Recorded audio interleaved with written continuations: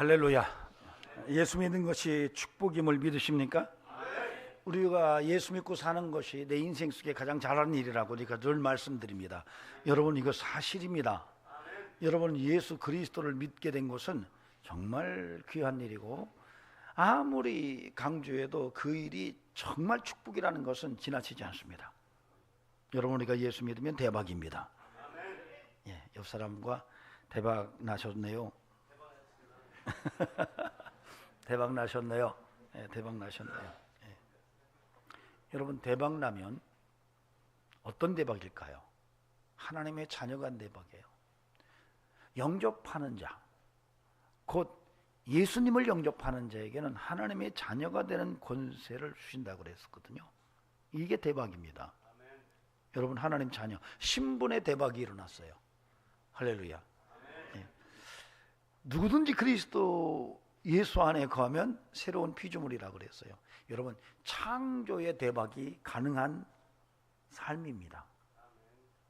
여러분, 우리가 예수 안에서 하나님의 새로운 창조를 경험할 수 있는 그런 가능성의 대박을 품게 된 것이 예수 믿은 사건이에요.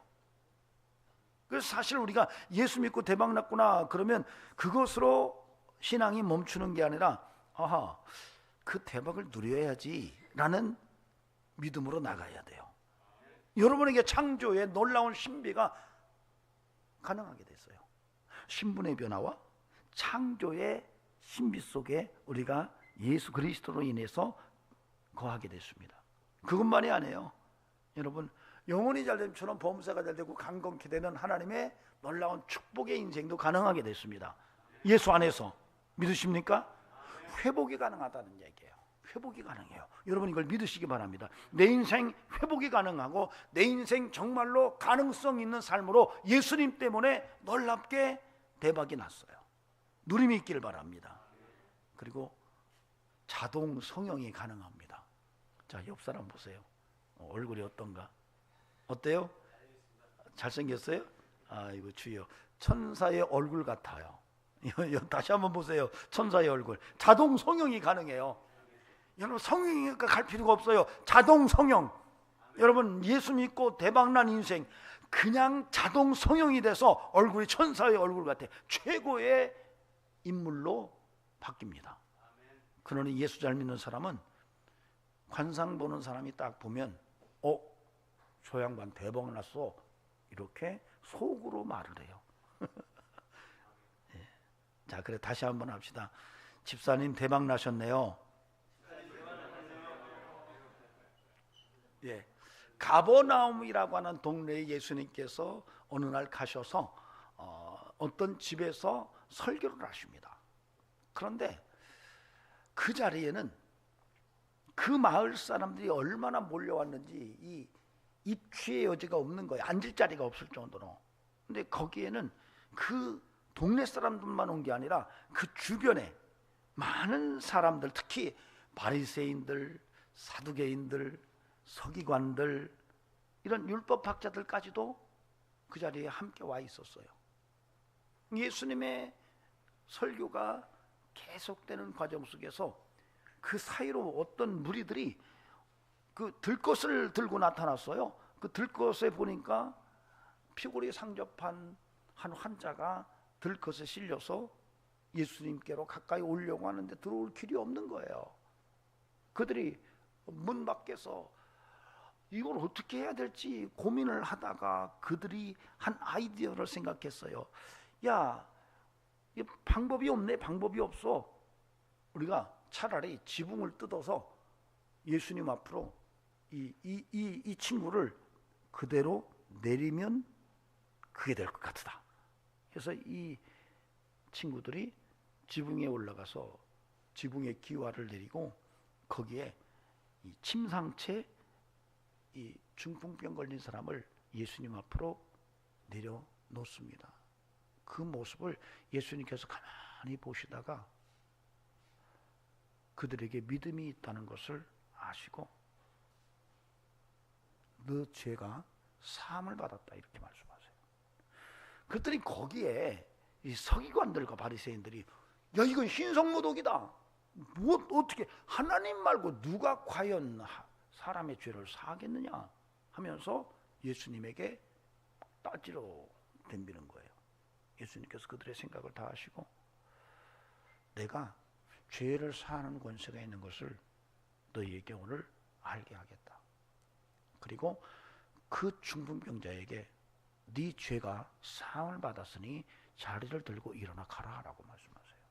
그랬더니 누워서 들것에 실려왔던 침상째 주님 앞에 내려줬던 이 사람이 그 말을 듣고 일어나서 자기 침상을 들고 집으로 돌아가면서 하나님께 영광을 돌립니다. 그 많은 사람들이 그 현장에서 그걸 그대로 목격하고 그들이 두려움 속에서 하나님이 위대한 일을 행하셨다 라고 하면서 영광을 돌립니다. 이게 오늘 본문이에요. 근데 참 여러분 누가는 직업이 의사였습니다. 바울을 따라다니면서 복음에 동참을 했고 그리고 누가복음과 사도행전을 기록했다라고 말합니다. 의사는 굉장히 두뇌의 회전이 빠를 수 있어요. 그냥 대충 그냥 나오는 대로 말하는 그런 스타일이 아닙니다. 제가 의사들을 몇 번 겪어보니까 굉장히 치밀하고 논리적이고 일의 전후가 분명한 이런 심성과 두뇌를 가지고 있더라고요. 그래서 그런지 누가의 기록물들로 보면은 굉장히 특이합니다. 그냥 막 어떤 이야기를 쓴 게 아니라 전해져 오는 이야기든 누가 기록한 자료든 그것을 가지고 나름대로 복음을 정리할 때에 보면 굉장히 문학적 소양으로 본문을 쓴 것이 확인이 돼요. 특히 오늘 본문도 그렇고요. 누가복음을 읽어보면 마태나 마가의 기록과는 조금 다릅니다. 굉장히 정선된 문학적 작품같이 본문들이 다 쓰여져 있어요. 그런 누가의 작품 속에서 우리가 굉장히 이익을 보는 것은 메시지의 풍성함과 정확한 메시지가 어떤 것인지, 예수님의 생애 속에서 일어난 사건을 통해서 성령께서 어떤 메시지를 후대들에게 전하려고 했는지가 누가의 이 문학 서술 방법 속을 통해서 나타나고 있다는 거예요. 그래서 오늘 본문도 읽어보면은 아주 독특한 그리고 정형화된 이런 문학의 양식 속에서 쓰여져 있는 것을 확인할 수가 있습니다. 제가 이 본문을 읽으면서 그래, 오형식 클라이막스 문학 시나리오 구조라는 것을 보고 이 본문도 굉장히 정확하게 쓰여졌구나. 도입, 전개, 위기, 절정, 결말이라고 하는 구조에서 누가는 믿음의 절정이 어떤 것인지, 결말이 어떻게 나타나야 하는지, 위기는 도대체 뭔지 하는 것들을 구조 속에서 말하고 있고 그걸 정확하게 설명을 하고 있어요. 여러분, 도입은 17절입니다. 하루는 가르치실 때에 갈릴리의 각 마을과 유대와 예루살렘에서 온 바리새인과 율법교사들이 앉았는데 병 고치는 주의 능력이 예수와 함께 하더라. 병 고치는 주의 능력이 예수와 함께 하더라 라고 하는 얘기를 탁 하면서 이야기를 끌고 나가요. 즉 다시 말하면 이 병 고치는 능력을 통해서 주께서 무슨 일을 할지에 대해서 지금 예고하는 거예요. 그리고 그것이 전개가 될 때는 18절에서부터 20절 A절까지입니다. 한 중풍병자를 사람들이 침상에 메고 와서 예수 앞에 들어놓고자 하였으나 무리 때문에 메고 들어갈 길을 얻지 못한지라 지붕에 올라가 기와를 벗기고 병자를 침상째 무리 가운데서 예수 앞에 달아 내리니 예수께서 그들의 믿음을 보고, 예수님께서 침상째 내려놓는 사람들의 이 지붕을 뜯는 모습을 보고 거기서 주님이 믿음을 받더라고 하는 거예요. 그러니까 다시 말하면 예수님께서 병 고치는 능력이 있는데 이것을 누가는 그 다음 단계에서는 믿음과 연결을 시켜놓고 있어요. 그런데 그 믿음이 어떻게 위기를 맞이하는지를 20절 B절에서 23절에서 이렇게 말합니다. 이르시되 이 사람아 내 죄 사함을 받았느니라 하시니 서기관과 바리새인들이 생각하여 이르되 이 신성 모독하는 자가 누구냐? 오직 하나님 외에 누가 능히 죄를 사하겠느냐? 예수께서 그 생각을 하시고 대답하여 이르시되 너희 마음에 무슨 생각을 하느냐? 내 죄 사함을 받았느니라 하는 말과 일어나 걸어가라 하는 말이 어느 것이 쉽겠느냐 이렇게 말씀하세요. 여기서는 위기예요. 신앙의 위기가 뭔가. 그리고 나서 절정은 24절입니다.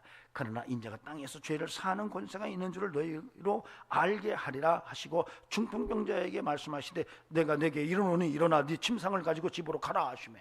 이게 이제 절정이에요. 믿음의 절정이 뭔지를 이 본문은 우리에게 분명하게 말합니다. 믿음의 절정은 뭐죠? 24절에서 분명하게 읽을 수가 있어요. 뭐죠? 예, 인자가 땅에서 죄를 사는 권세가 있다는 것을 말하고 있어요. 근데 믿음의 절정은요, 여러분, 정말 큰 믿음은 어떤 믿음이냐? 예수님이 땅에서 죄를 사는 권세를 가지고 계신 분이라고 믿는 믿음이에요. 이 누가는 그 얘기를 하고 싶은 거예요. 그리고 결말 25절에서 26절에 그 사람이 그들 앞에서 곧 일어나 누웠던 것을 가지고 하나님께 영광을 돌리며 자기 집으로 돌아가니 모든 사람이 놀라 하나님께 영광을 돌리며 심히 두려워하여 이르되 오늘 우리가 놀라운 일을 보았다 하니라.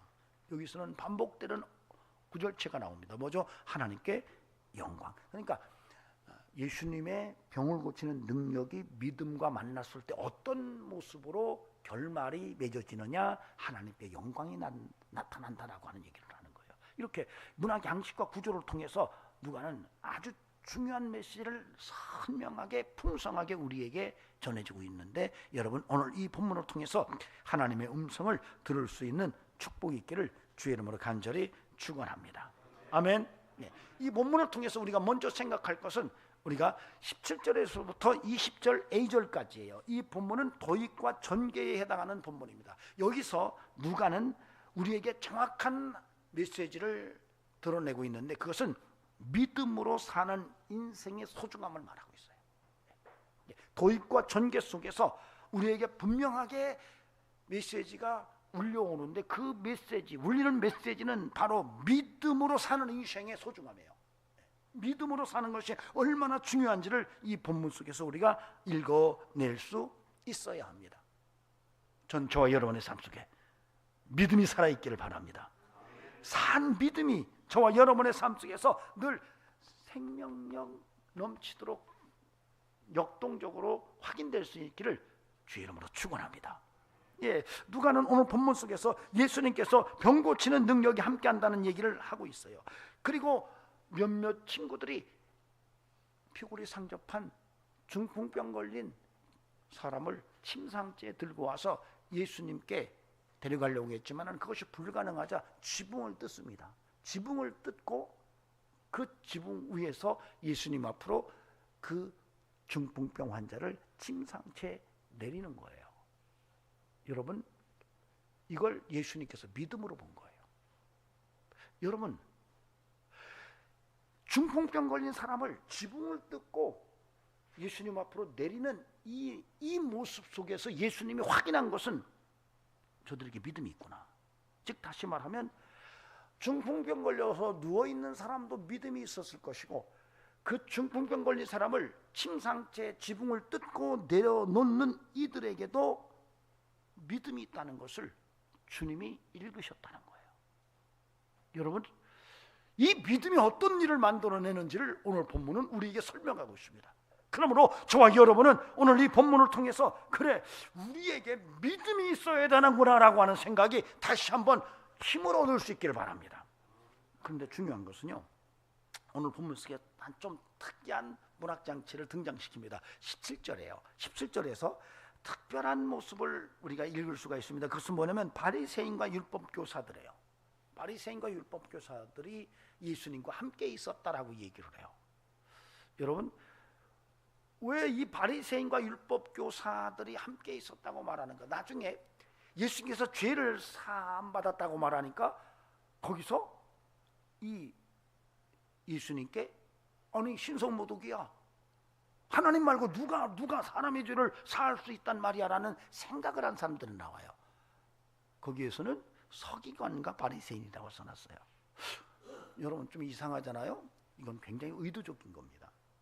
같은 본문 속에서 어떻게 앞에서는 율법학자들과 바리새인이라고 써놨고 뒤에서는 서기관과 바리새인이라고 썼을까라고 하는 것은 독자로 하여금 관심을 갖도록 이끄는 거예요. 이렇게 다르게 씀으로써 이것이 중요하다라고 하는 얘기를 함축시키는 겁니다.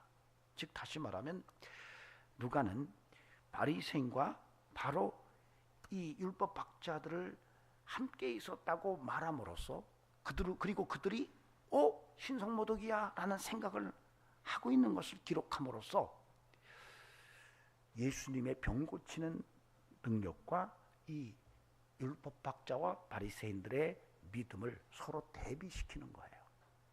여러분, 율법학자와 바리새인들의 믿음은 어떤 믿음이죠? 경건의 모양만 있는 믿음이 있거든요. 그러나 예수님의 믿음은 능력으로 실제적 경험이 가능한 것임을 설명하고 있는 거예요.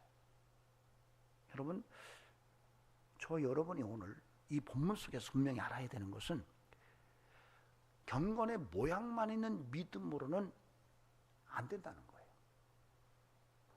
경건의 능력 있는 믿음을 가진 성도이어야 한다는 얘기입니다.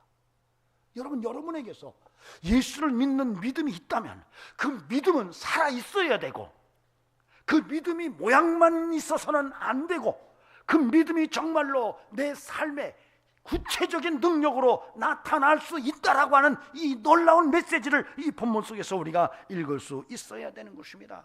믿음은 탁상공론이 아니에요. 어떤 이론적인 말이 아닙니다. 어떤 생각으로 치는 게 아니에요. 여러분, 믿음은 내가 믿음을 붙들고 그 믿음으로 예수 그리스도 안에서 놀라운 하나님의 능력을 경험하는 것이 믿음이에요. 여러분, 이걸 놓치면 안 되는 거예요. 오늘 누가는 그 얘기를 하고 싶은 거예요. 여러분, 그러므로 저와 여러분이 끊임없이 산 믿음의 성도로 살아가는 은총이 있기를 주의 이름으로 간절히 축원합니다. 입으로만 주여 주여 하는 게 믿음이 아니라는 거죠. 지붕을 뜯는 믿음이 필요하다는 얘기예요. 여러분, 믿음은 정말로 그냥 믿는다고 말하는 것으로 끝나는 게 믿음이 아니에요. 믿음은 그냥 이론이 아니고 실제적 경험이고 내가 믿음으로 도전할 때에 놀랍게 그 믿음이 내 삶 속에서 하나님의 능력을 경험하게 만든다는 것을 오늘 이 본문이 우리에게 말하고 있어요. 여러분, 이 지붕을 뜯는 믿음은 대단한 믿음입니다. 그냥 쭈삣 하는 믿음이 아니에요. 불도저 같은 믿음이에요. 코뿔소같이 그냥 밀어붙이는 믿음이에요. 어정쩡한 믿음이 아니에요. 정말로 산을 옮길 만한 믿음이에요. 여러분, 이 지붕을 뜯는 이 믿음은요, 정말 메가톤의 믿음을 우리에게 말하고 있는 거예요. 저는 그러므로 여러분에게 이런 믿음이 살아있기를 간곡히 주의 이름으로 부탁을 드립니다. 마태복음 15장에 가면 예수님께서 한 여인을 만납니다. 이 여인은 딸이 귀신이 들렸어요. 그래서 예수님을 찾아와서 나를 좀 도와달라고, 다윗의 자손이여 나를 불쌍히 여겨달라고, 내 딸이 귀신 들렸다고 막 그렇게 소리를 지르는 거예요. 내 딸이 흉악한 귀신이 들렸다고 이렇게 얘기하는데 얼마나 소리를 질러대는지 제자들이 뭐라고 하냐면, 주님, 저 여자가 지금 계속 따라오면서 저렇게 소리 지르는데 왜 그냥 가십니까? 저 여자 어떻게 좀 하세요. 이렇게 예수님에게 그냥 핀잔 아닌 핀잔같이 따지듯이 말할 정도의 상황까지 갔어요. 그랬더니 예수님께서 제자들에게 뭐라고 말씀하시냐면은, 나는 이스라엘 잃어버린 양에게 번영을 받았지 다른 데로 보냄받은 게 아니야 라고 아주 천연고스럽게 얘기를 해요. 이 여인이 멀리서 그 얘기를, 뭔 얘기를 들었는지 막 사람 사이를 뚫고 지나와서 막 주여 나를 좀 도와달라고 또 난리를 치는 거예요. 그러니까 주님이 전혀 이상한 말씀을 하세요. 자녀의 떡을 취하여 개들에게 던짐이 마땅치 아니하다, 이렇게 말씀하세요. 이게 정말로 속상한 일이거든요. 이 여인은 이방 여인이에요. 가나안 여인이에요. 택함받은 이스라엘 백성이 아니에요. 당시 유대인들은 이 이방인들을 개처럼 알았어요. 지금 주님이 그 얘기하는 거예요. 자녀의 떡을 취해서 개들에게 안 줘, 나는 유대인들을 위해서 왔어, 이 얘기를 하시는 거예요. 근데 이 여인이 그 얘기를 듣고, 이 말은 무슨 얘기냐면 주님이 그런 거예요. 너 개년이야 이 얘기한 거예요. 즉각적으로 말하면 너는 개 같은 인간인데 내가 감히 너에게 뭔 떡을 줘, 이렇게 얘기하는 거예요. 근데 이 여인이 주님, 개들도 땅에 상에서 떨어지는, 자녀의 상에서 떨어지는 부스러기도 먹을 수 있지 않습니까? 부스러기라도 있으면 주세요, 이렇게 말한 거예요. 그 순간에 예수님께서 놀라운 말씀을 하십니다. 구나이 여자여 너의 믿음이 크도다. 비스티스 메갈레수라고 말해요. 그 메갈레라는 말을 써요. 메가톤이라는 말이에요. 너의 믿음이 정말 크도다. 그 즉시로 그 딸의 귀신이 떠나갑니다. 주님은 하셨어요. 자존심 강한 여인의 마음을 알았어요. 그러나 그 자존심을 꺾어내시는 주님의 안목이 그 여인으로 하여금 자존심을 꺾어냈을 때에 그에게 메가톤의 믿음이 있었다는 것을 그 마태복음 15장은 우리에게 메시지로 전합니다. 여러분, 우리의 믿음은 메가톤 같은 큰 믿음이어야 돼요. 그냥 쭈삣쭈삣하는 믿음이어서는 안 돼요. 어정쩡한, 그래 세상도 딛고 예수님도 딛고 양다리 걸친 것 같은 이런 신앙생활 가지고는 여러분 정말로 산을 옮길 만한 믿음의 삶을 살아낼 수가 없어요. 지붕을 뜯는 믿음으로 나아갈 수가 없다는 거예요. 그런데 놀라운 사실은 오늘 본문 속에서 누가는 지붕을 뜯는 믿음을 통해서 놀라운 기적을 우리에게 보여주고 있습니다. 저는 저와 여러분의 삶 속에 지붕을 뜯는 큰 믿음이 있기를 주의 이름으로 간곡히 부탁을 드립니다. 아멘. 예. 우리의 삶 속에 정말 지붕을 뜯는 믿음이 있어야 돼요. 여러분 한번 상상해 보실랍니까? 예수님께서 강론을 하시고 설교를 하시는데 그 집에 사람들이 얼마나 많이 왔는지 몰라요.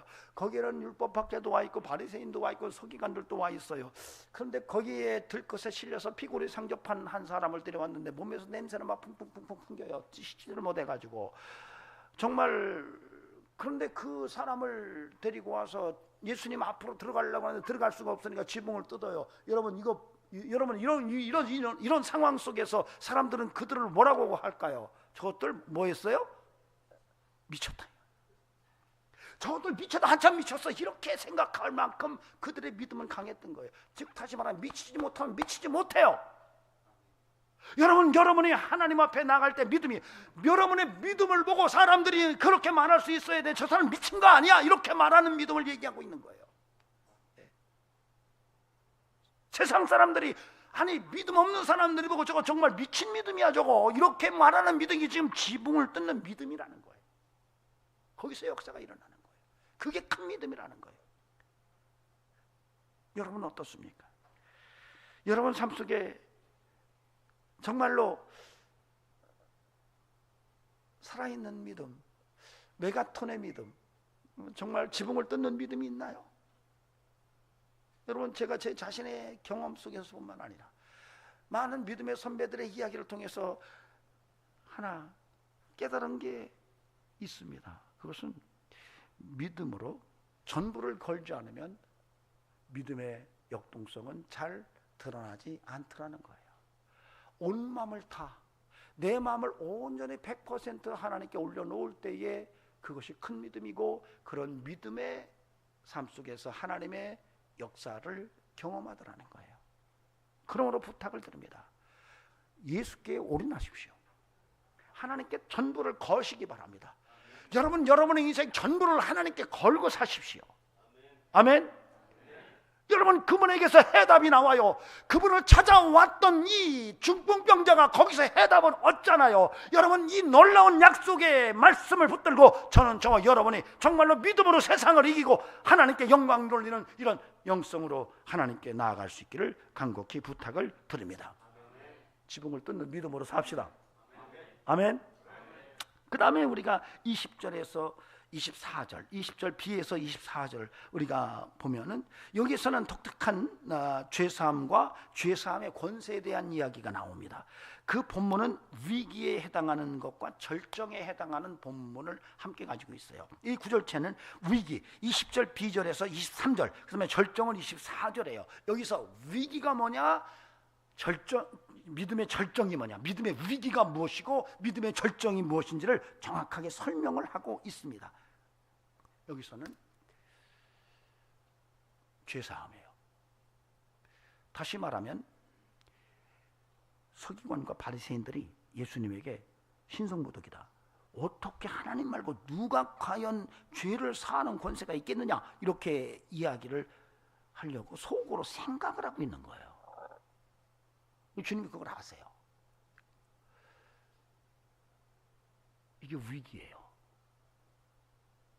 여러분의 신앙 속에서 예수님과 죄사함의 문제를 연결시키지 못한다면 이게 믿음의 위기입니다. 죄사함의 문제와 예수님과 연결을 시키지 못해요. 이러면 위기예요. 믿음의 위기, 최고의 위기가 뭐냐면 여러분 예수님을 죄사함과 연결을 못 시켜요. 만약 여러분 가운데 혹시 예수님을 죄사함과 연결시키지 못하는 믿음으로 지금 신앙생활을 한다면 여러분의 믿음이 심각한 위기에 처해 있다는 것을 오늘 아셔야 돼요. 그럼 믿음의 절정은 뭐냐? 예수님을 죄를 사하는 권세자로 인정하는 것. 이게 믿음의 절정이에요. 예수님이 죄를 사하는 권세를 가졌구나라고 하는 것을 굳게 믿고 죄를 가지고 예수께로 나가는 이런 믿음의 성도라면 지금 최고의 믿음의 절정에 와 있는 영성이라는 것을 이 본문이 우리에게 말하고 있어요. 여러분, 서기관들과 바리새인들이 신성모독이야, 어떻게 하나님 말고 누가 과연 사람의 죄를 사할 수 있단 말이야 라고 생각을 해요. 그런데 이 본문에서 위기 상황 속에서 나오는 이 본문 20절 B절에서 23절까지 내용 속에 생각이라는 말이 3번이 나와요. 누가는 생각이라는 말을 강조해서 드러내기 위해서 이 용어를 선택해서 3번 반복해서 씁니다. 여러분의 생각 속에 늘 생각하기를 예수님과 죄사함을 연결시키지 못하는 생각 속에 빠져 있다면 여러분 신앙에 심각한 위기라는 거예요.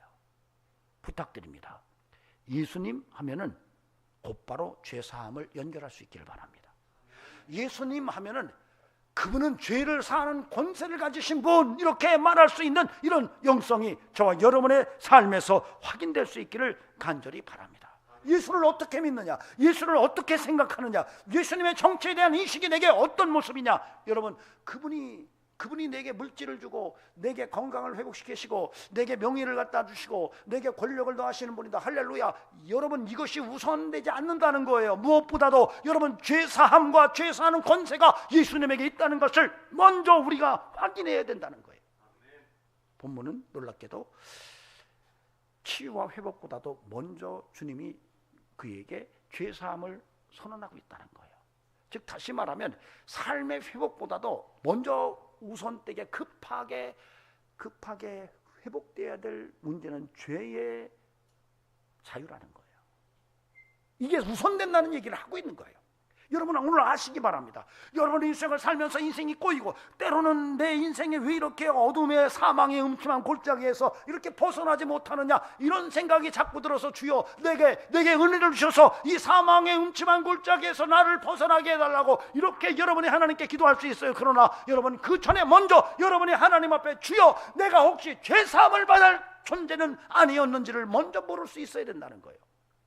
이 영성이 무너지면 믿음의 위기가 와 있는 거고, 이 영성이 살아있고 예수님에게만 오직 죄사함의 권세가 있다는 것을 확신하고 간다면 이것은 믿음의 절정이라는 거예요.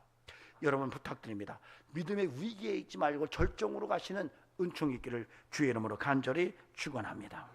여러분 부탁드립니다. 예수님, 내 죄 사하신 주님, 예수님, 그래 내 죄를 사하시는 권세자. 서기관들과 바리새인들이 신성모독이다, 하나님 왜 누가 사람의 죄를 사하겠느냐, 주님이 그들의 생각을 아시고 내가 죄를 사하는 권세가 있음을 너희로 알게 하겠다 말씀하세요.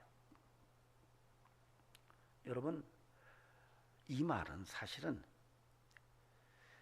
이 바리새인들과 서기관들은 예수님이 하나님인 것을 모르고 있는 거예요. 예수님이 하나님인 것을 모르기 때문에 하나님 말고는 누가 죄 사는 권세가 있지? 이거 신성모독 아니야? 이렇게 말하는 거예요. 근데 이미 주님은 내가 죄를 사는 권세가 있음을 너희에게 알게 하리라. 즉 나는 죄를 사는 하나님 권세자야, 이 얘기를 하는 거예요. 예수님은 하나님이십니다. 예수님은 하나님이세요. 내가 주님이라고 부르는 그 예수님은 하나님이세요. 성자 하나님께서 오늘 내가 누구인지를 말씀하시는 거예요. 분명히 믿으시기 바랍니다. 예수 그리스도가 하나님인 것을 오늘 분명하게 깨달으시고 그 하나님 은혜 속에서 죄사함의 축복을 누리는 놀라운 역사가 함께 하시기를 간곡히 부탁을 드립니다. 아멘. 예, 분명하게 알아야 되는 것은 우리 회복의 시작점은요, 죄사함부터 시작되는 거예요. 우리의 인생의 회복은요, 죄사함부터 시작되는 거예요. 예, 죄사함이 없이 어떤 회복이 있다는 것은 예수와 무관한 거예요. 예수님을 통해서 우리 인생이 회복될 때는 먼저 죄사함부터 시작되고 그 다음에 삶의 회복이 드러나는 것을 이 본문은 우리에게 정확하게 말하고 있어요. 부탁드립니다. 회개하십시오. 예수께로 가서 죄사함을 구하시기 바랍니다. 정결케 되시기 바랍니다. 자, 마지막으로 25절 26절을 보시겠습니다. 같이 읽어보시겠습니다. 시작. 그 사람이 그들 앞에서 곧 일어나 그 누웠던 것을 가지고 하나님께 영광을 돌리며 자기 집으로 돌아가니 모든 사람이 놀라 하나님께 영광을 돌리며 심히 두려워하여 이르되 오늘 우리가 놀라운 일을 보았다 하니라. 아멘. 예, 여기서 반복적으로 나오는 구절체가 하나님께 영광, 하나님께 영광을 돌리며. 여러분, 모든 것의 결말은 하나님께 영광이 돼야 돼요. 아멘.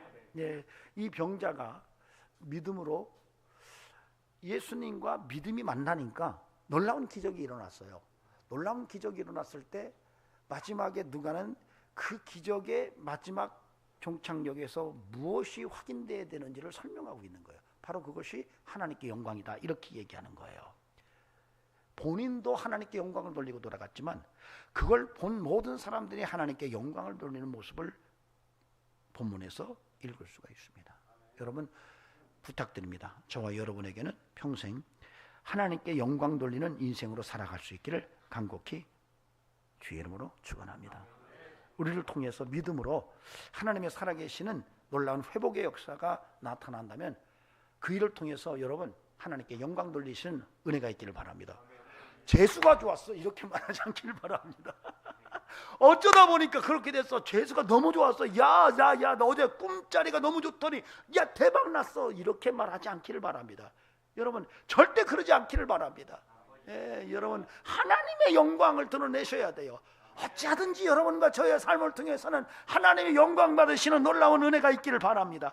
그리고 여러분, 그런 은혜가 가능하다는 것을 오늘 본문은 우리에게 말합니다. 우리가 예수에게 나아가서 죄사함의 은혜 속에 들어가고 예수님께서 일어나 네 자리를 들고 걸어가라라고 선언하시면 그 일에 하나님의 영광이 나타나는 은혜가 있다는 것을 오늘 우리가 확신으로 붙들 수 있기를 바랍니다. 여러분, 우리는 하나님께 영광 돌리기 위해서 예수 믿게 하나님이 부르신 거예요. 여러분, 믿으십니까? 하나님께 영광 돌리도록 여러분을 하나님께서 예수 안으로 불러서 하나님을 아버지라고 부르는 자녀되게 하셨어요. 여러분, 놀라운 신분입니다. 여러분에게서 앞으로 끊임없이 하나님께 영광 돌릴 일이 일어날 것을 믿으시면 아멘 하시기 바랍니다. 하나님께 영광 돌릴 일이 생긴다니까요. 이제는 얼굴에 내천자 쓰지 않고 생기를 좀 확 불어 넣어서 사시기 바랍니다. 한번 그런 표정을 줘봅시다. 시작. 뭔가 일어날 것 같은 그 표정. 뭔가 엄청난 하나님의 영광을 드러낼 수밖에 없는 일이 일어날 것이라고 하는 이 표정을 들고 여러분, 세상을 승리로 만들어가는 이런 축복이 함께하기를 주의 이름으로 간절히 축원합니다. 함께 해봅시다. 예수 안에서 하나님께 영광.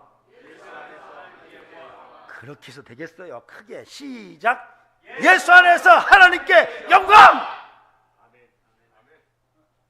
그런 역사가 여러분에게서 경험되기를 주의 이름으로 축원합니다. 기도하시겠습니다. 존귀하신 하나님, 우리를 통해서 예수 안에서 하나님께 영광이 돌려드리는 역사가 드러나게 하옵소서. 내 인생 속에 예수님 때문에 하나님께만 영광이 되기를 원합니다. 놀라운 역사가 나타났을 때 내 자랑하지 않도록 도와주시고 하나님 영광을 드러내게 하옵소서.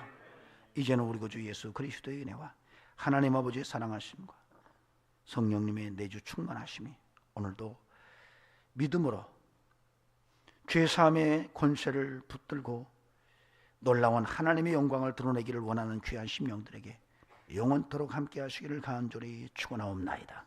아멘.